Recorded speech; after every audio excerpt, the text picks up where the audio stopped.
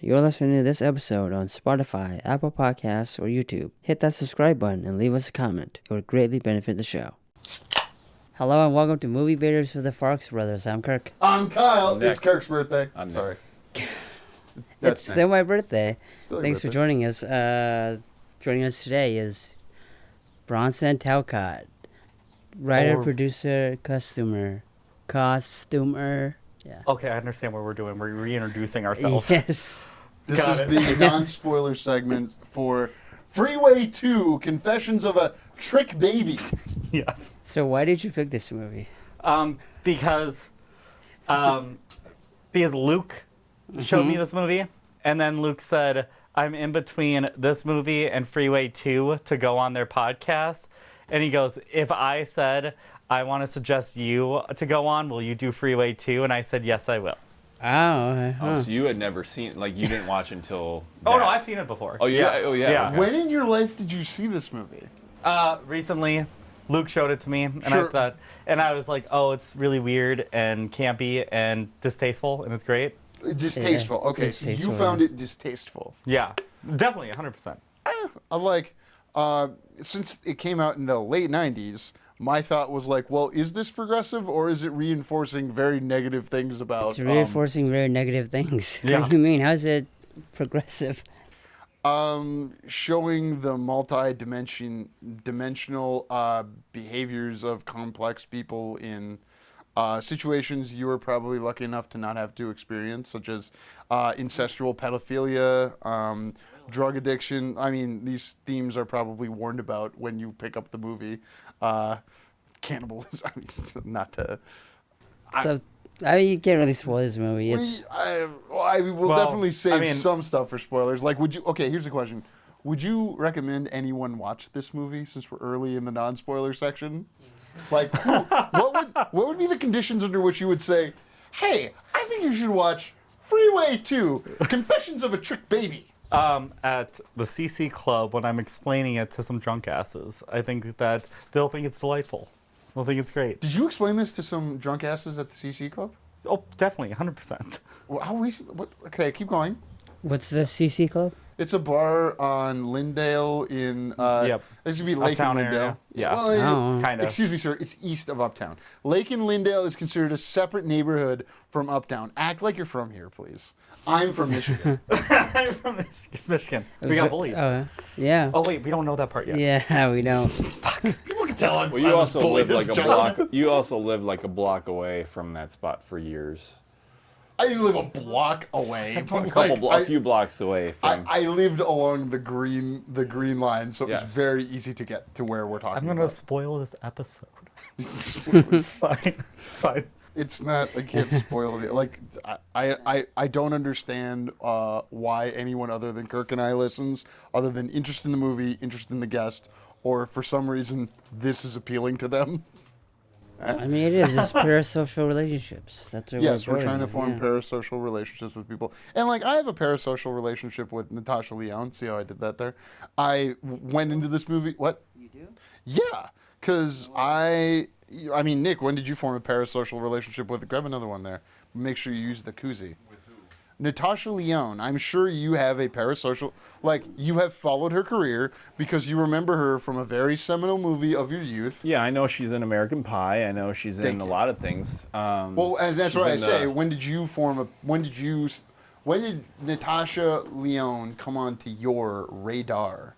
Well, American Pie, but is that Okay. a parasocial relationship? And like, is it? I thought parasocial is like pretending you have like a connection with people, like how people thought people were so into like the Idaho murders that they were like they basically got to the point where they thought they were like friends with the murder victims. Like, oh they're making compilations of like clips from the victims' Instagrams and like, hey, let's celebrate so and so. Was like this from that's your a research for the movie? No, What's he that? definitely consumed a lot of that content. Yeah. I was following it as a true crime person, Mrs. Farx and I would go to Nick for information on the Idaho. But there were people who would like flood online with like just taking a bunch of shit from their Instagram, like the victims, and like making compilations and re-edits and stuff like that. That's an extreme example of a parasocial relationship, but I would argue that there are people who have watched Elvis and said, "Oh, I love him. I have, this affection for him. He's singing to me." And how is that any different than I agree. That's a parasocial relationship, but I don't have that with Natasha Lyonne. I just know who she is. Well, so we're describing hyperbole, kind of like this movie. You can have a relationship with someone you don't know just because you're aware of things about them. Yeah, I feel like I have this locally a lot with people where like, well, I'm friends with you on Facebook, so I know a lot about your life, and I know your first and last name. I probably went to Bronson and said, Bronson Talcott, the first couple of times I saw him. Yeah, but they interact with you in some way. Natasha, yeah, the last name doesn't interact with Nick, though. I don't think I have any parasocial relationships that I can think of, like, with Natasha Lyonne or anyone else. Like, I know she exists. I know she's a person. I know she's in movies. In the thinnest possible way, the argument, and I don't want to get stuck on this, but the thinnest possible argument, We might. the thinnest relationship of parasocial relationship is, I'm aware of you. There's no possible way you could be aware of me because you're on the TV or on the radio or in the internet. That's what I'm saying. Yeah, I don't think that's really the definition, but like, that's fine. Yeah, no. Now he's looking it up. If you're asking me, like, now I'm like, if you're asking me when I became aware of her, it was American Pie. And have you followed her career? Not deliberately. Okay. I think parasocial relationship has to be the person you're like having a relationship with has to interact with the audience. A one-sided emotional connection where one person feels a strong sense of friendship, intimacy, or familiarity with someone who doesn't know they exist. Yeah, I don't have that with Natasha Lyonne. So no intimacy, no nothing? No. Another way of stating that is the relationship any viewer forms with an actor, because you're being intimate with them in an emotional situation, even though we know it's false. Yes, but Nick doesn't go out of his way to watch her movies specifically. That's a mistake, but I mean, not given this movie. But no, I don't have that definition with anyone I can think of. That's fine. So I brought the metatextual problem of like, well, I know Natasha Lyonne from Orange is the New Black. Yeah. I assume you've seen that show? Yes. What do you think of the costuming on it? I think it's a lot of orange. And some look great and some don't in orange, and that's okay. Oh, are they in prison clothes the whole time? What? Are they in prison clothes the whole time? Sometimes. Yeah. Oh, they get out of prison There's a couple episodes where they're in jail. Oh. Well, every episode flashes back to them out before they got into prison. Yeah, they kind of focus on like one of the inmates, and then they go back and forth and whatever else. And we get to see them outside. You're getting a call. Is that important? No. Okay, it's not. Jeez, don't break the fourth wall. When did you first become aware of Natasha Lyonne? I think Orange is the New Black, actually, because I don't know, it was just like the hype thing on Netflix and whatever, and so started watching that. But at the time, I really wasn't like into movies or anything as I am now, I guess. So into movies, what does that mean? I guess like keeping up with like different celebrities and everything. I think now that I fill myself with just knowing so many people that are directors, filmmakers, and just hanging out and everything. My movie range the movies I enjoy, the movies that I look forward to, that I'm interested in, different directors follow, has widened, which is fun, which is great. Yeah. The director of this movie directed Tiptoes. Yes. Oh, you picked up. Okay, I was looking at like this. Yeah. Okay. Do you want to explain? Anyone want to explain what I'm talking about? The infamous movie from 2000. So after both Freeway movies, because he did the first Freeway as well. The movie where Matthew McConaughey and Gary Oldman played brothers, and Gary Oldman is a fucking dwarf. No. Have you heard of this movie? It's a romantic comedy. I've heard of it, but I haven't seen it. The trailer gets shown on occasion to make people laugh, like do Matthew McConaughey's face. It's a real movie. Yeah. Oh. Yeah. He's now coming back to directing after like 20 years away. He's directing Spring Breakers 2. Do you remember Spring Breakers? The director of this movie, yes, is directing Freeway II: Confessions of a Trickbaby, and Freeway, and the original classic Freeway. Yeah, but I didn't watch Freeway. I've only seen and Freeway Tiptoes. 2. You should watch Freeway 1. It's really good. You've seen Freeway 1? He explained it to me. It sounded insane. With Reese Witherspoon. Yeah. And actually, that one, I feel like Freeway 2 is just a lot different than Freeway 1. I got the impression that the distributor was like, hey, Freeway did really well because I remember having the trailer for Freeway on an old VHS that I had for one of the shitty like early '90s Amityville horror sequels released by Republic Pictures because that's the distributor. So they had the trailer for Freeway, so I know the trailer for the original Freeway very well. I feel like that movie did well, and Republic Pictures was like, we got to do a sequel. Yep. We got to do a sequel. We have like girl on girl shit and like rape and incest. You just got to fucking load it all up. And then and that's why he made Freeway 2. The only really ties to Freeway 1 and Freeway 2 is Freeway 1 is supposed to be a modern day retelling of Little Red Riding Hood. Freeway 2 is a modern day retelling of Hansel and Gretel. Yeah. Sure. And I guess if you couldn't tell from I get who the witch is at the end. Yeah, and could you tell who the incestuous Hansel was and who the Gretel was? Yeah. Wait. Oh, well, because so that's the thing is like I am not LGBTQIA plus, and I don't want to steal any of their valor because obviously they. Well, I'm just saying. So like I come to a movie like this and I have heard both cases, and tell me if this is something you guys have heard. Well, at least its representation is one view for like late '90s female, lesbian representation. Is this a good example? No, you wouldn't. These are not laudable characters. They're in very bad situations, and they're not somebody that a young lesbian could necessarily look up to. So I kind of look at that and go, well, these are just characters to me, but are they representative of somebody? Or like, I don't think that these are representative of I want to actually really classify Cyclona as representation of a lesbian. Sure. I would not classify Natasha Lyonne's character to be representation of a lesbian character because I think that, throughout the movie... White girl. Yeah, white girl. Which really confused me when I saw that on Amazon. I was like, what? White girl? They made, obviously she's on the news and everything.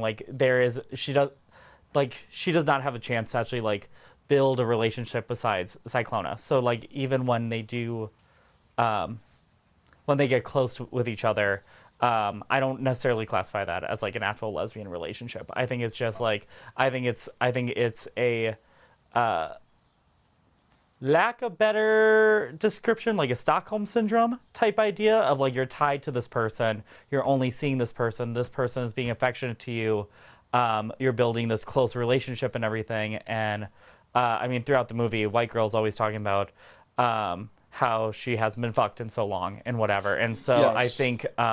I think it definitely builds it to it. Now, and then I think at the end, I think that it's the closeness and the bond that they have in a physical form and whatever, but I would not classify them as lesbian lovers. Okay, well let me try that. Is it more, and again, I am not here to be the representative of bisexual representation, but is it possible that white girl represents a bisexual person? I don't know. She's interested in heterosexual sex and seems okay and pleased by, copulation with someone of the same sex. And it didn't seem forced upon her. When you say Stockholm, I don't see that. No. Well, well, and also, Stockholm, because Stockholm also does say, it's not I'm your forced, captor and you want to sex me. Calm down, you, Bronson. No. Oh, my God. You're captured in this man cave. Yeah, can they see that? Can they see how you shut the garage? Yeah. Okay. No, we keep that open. That's why there's more noise. Well, now. I feel like it's not maybe not Stockholm syndrome, but the circumstances are you're on the run, right? Mm. Or well, it's not everyday circumstances, so it's almost the same as if you were in prison. Stockholm is also, you're not forcing someone to love you. You love your captor. You end up loving your captor. Your captor does not force you to, as far as my understanding of it, it's, you don't,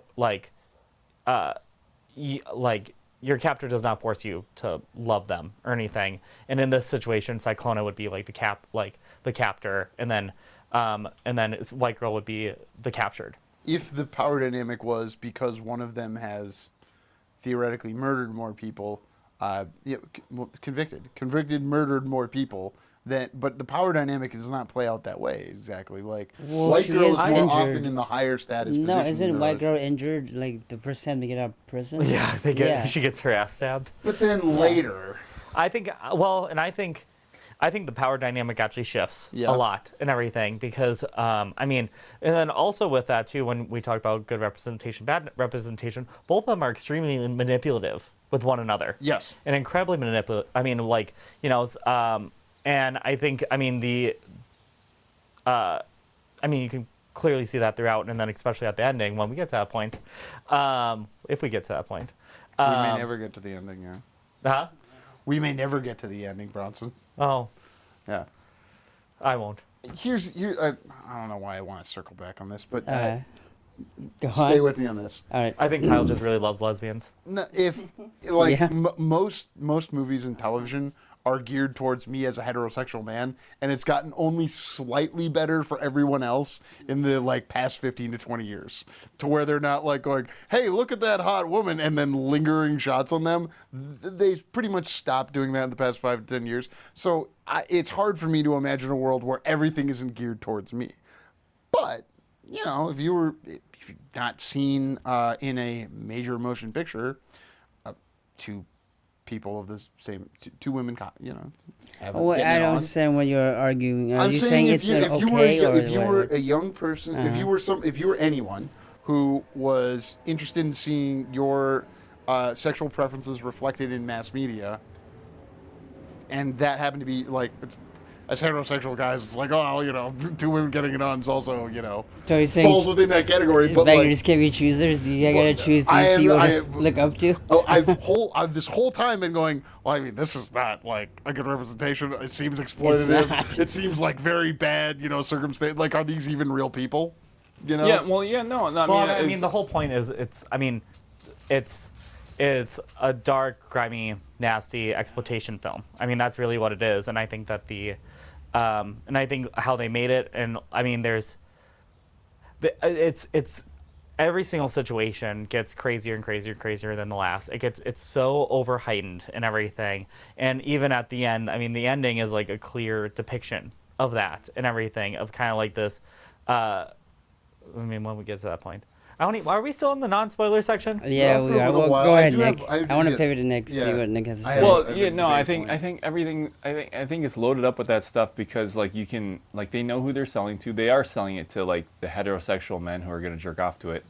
Yeah. But under the cover of maybe, oh well, if anyone asks, we can say it was representation. Yeah. But like I don't think it is because of you're dealing with characters who are in like a not everyday situation, whether it's they're like on the run or if it's a prison movie and you got like you got a bunch of dudes in prison and like the stuff that happens in prison. Is that a good representation of like Dudes? male on male? Like no, that's not a good I mean, because that's sure, prison. yeah. You know, it's like it's nothing. That's a totally different world. So you're not like doing a good representation of that. It's just like, because that's just like you know, like that's what happens in prison, like or stereotypically what happens in prison. So it's like that's not like real world, like that's not everyday life representation. If it's going to be representation of like a marginalized group.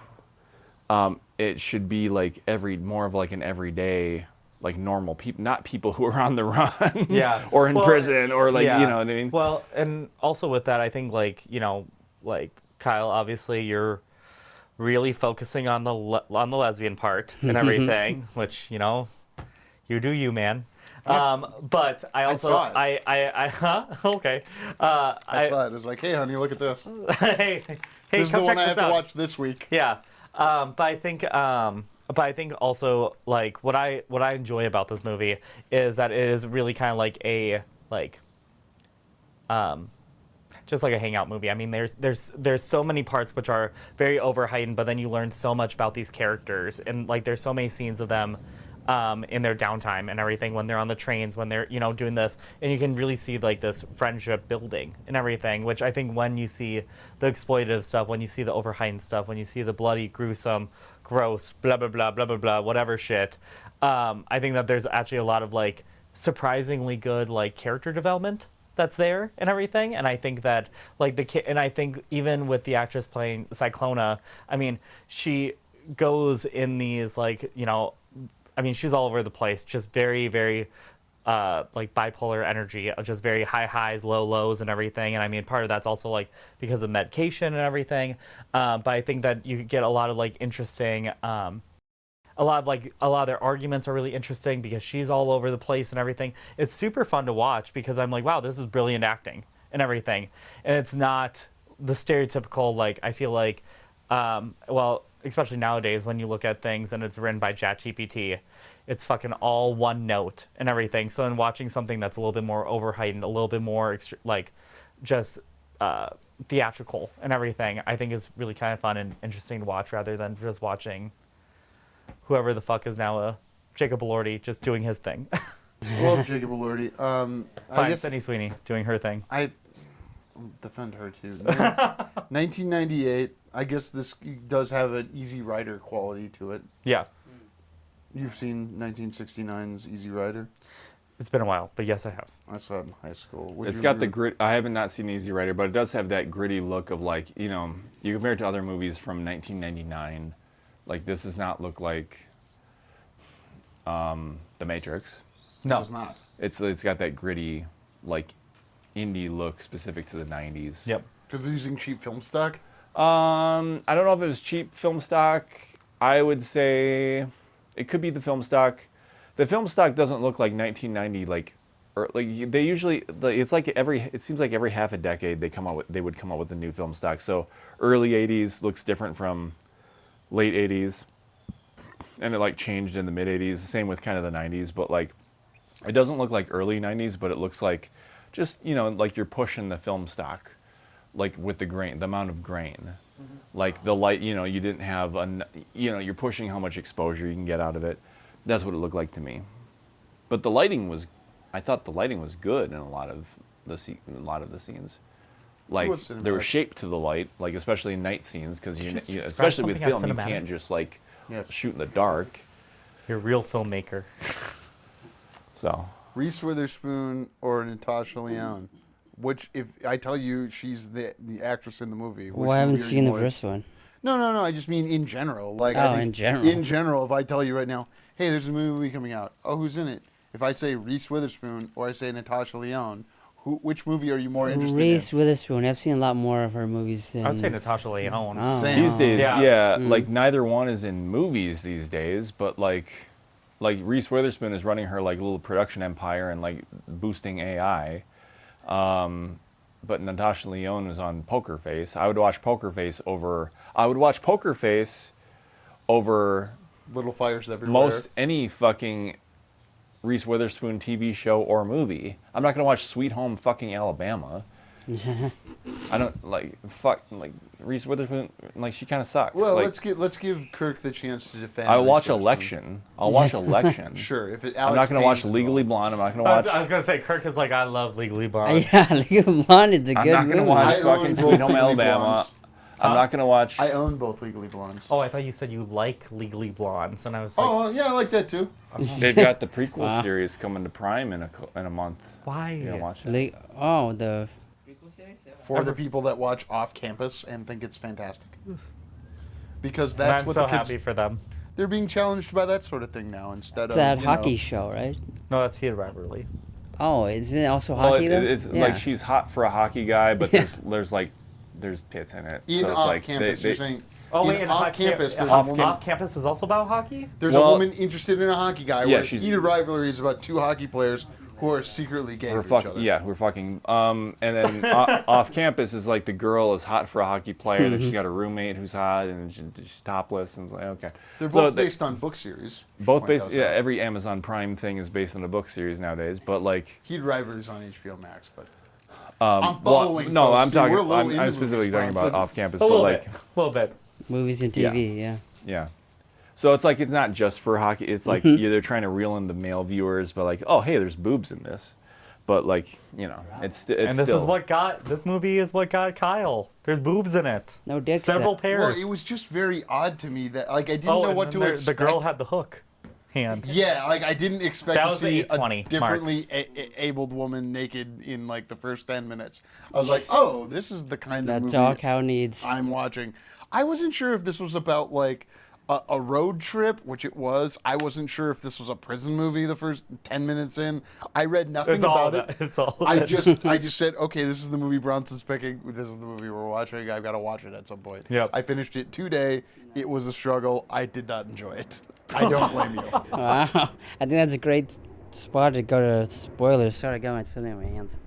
Thank you for listening. For more JK Productions, find us on Instagram at JK Productions Team and on Facebook, JK Productions MN.